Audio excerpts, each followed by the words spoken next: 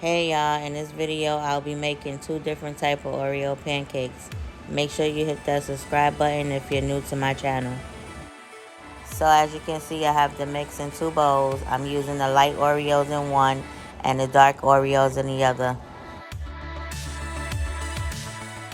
Once I was done mixing everything up, I went ahead and started with the light Oreo pancakes.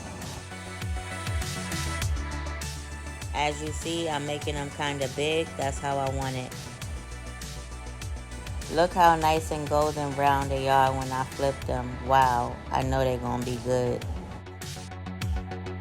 Once I was done with those, I went ahead and started with the dark Oreo pancakes.